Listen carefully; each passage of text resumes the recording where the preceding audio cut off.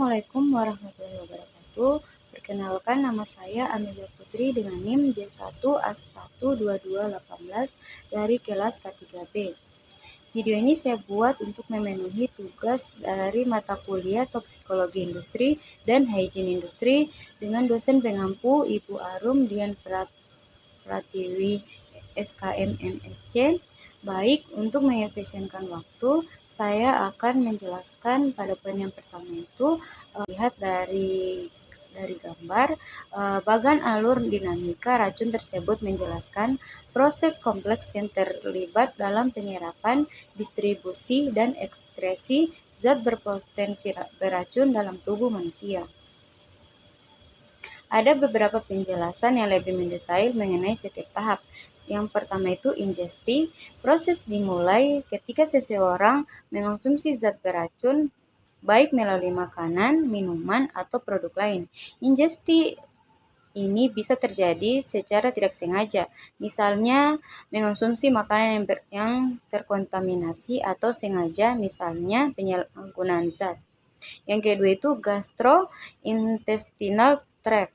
Setelah zat beracun masuk ke dalam tubuh, ia melewati saluran pencernaan. Yang pertama itu mouth. Zat pertama kali kontak dengan mulut di mana beberapa proses awal pencernaan terjadi, enzim dan asam di mulut mulai memecah zat. Yang kedua itu esofagus. Zat bergerak melalui esofagus menuju lambung. Yang ketiga itu stomach. Di lambung, zat dicampur dengan asam lambung dan enzim yang membantu memecahnya lebih lanjut.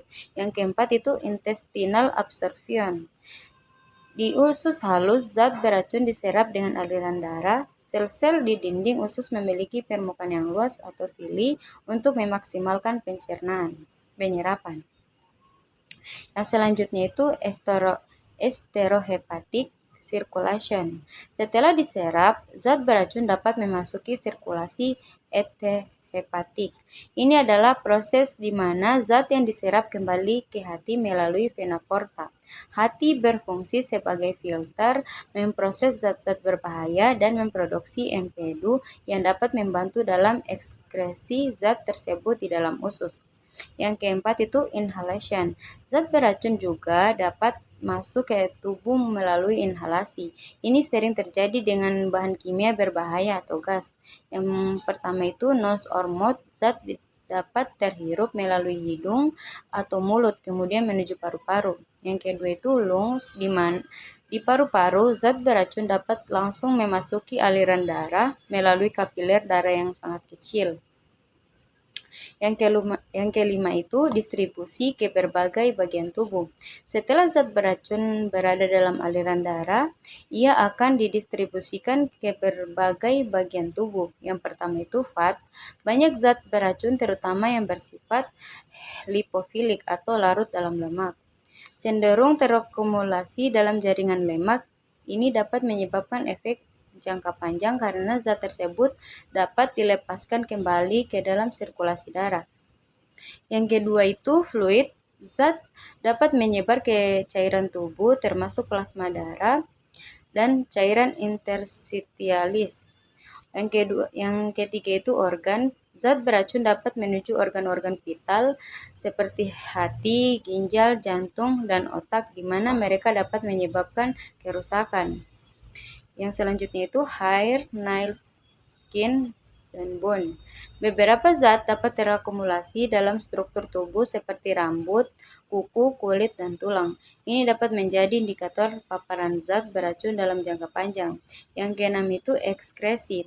Proses ekskresi adalah cara tubuh mengeluarkan zat beracun agar tidak menimbulkan efek berbahaya. Ada beberapa jalur ekskresi. Yang pertama itu liver.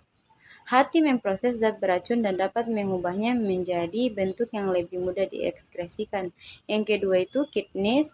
Zat yang telah diproses oleh hati dapat disaring oleh ginjal. Ginjal memainkan peran penting dalam pengeluaran racun melalui urin. Yang selanjutnya itu bladder. Zat yang telah disaring terkumpul di kandung kemih sebelum dikeluarkan. Selanjutnya urin, zat beracun dikeluarkan dari tubuh melalui urin. Yang selanjutnya secretion, zat beracun juga dapat dikeluarkan melalui kelenjar sekresi, termasuk melalui kelenjar keringat, melalui air liur, dan melalui air mata. Baik, yang selanjutnya saya akan menjelaskan mengapa telapak tangan pucat akibat getaran. Telapak yang pucat akibat getaran, seperti yang mungkin ditunjukkan dalam gambar di slide, seringkali berkaitan dengan kondisi yang disebut vibration induced white finger atau sindrom Raynaud sekunder. Ini adalah gangguan yang terjadi ketika paparan getaran yang berulang-ulang, biasanya dari alat-alat bergetar seperti bor atau gergaji mesin, menyebabkan penyempitan pembuluh darah di tangan.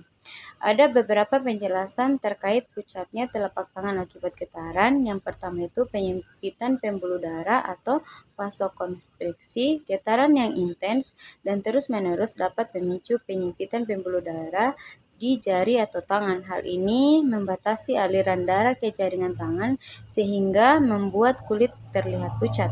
Yang kedua itu gangguan sirkulasi darah. Akibat getaran, saraf yang mengatur pembuluh darah dapat terganggu, menyebabkan sirkulasi darah tidak normal dan membuat area tangan kekurangan oksigen. Yang ketiga itu kehilangan sensasi dan kedinginan. Selain warna pucat, tangan bisa terasa dingin, mati rasa, atau mengalami kesemutan akibat kurangnya aliran darah dan kerusakan saraf. Kondisi ini biasanya terjadi pada pekerja yang menggunakan alat-alat bergetar dalam jangka waktu lama. Pencegahannya termasuk menggunakan sarung tangan pelindung dan mengurangi waktu paparan terhadap alat bergetar. Baik, mungkin itu saja yang dapat saya tampilkan. Mohon maaf jika ada salah kata. Wassalamualaikum warahmatullahi wabarakatuh.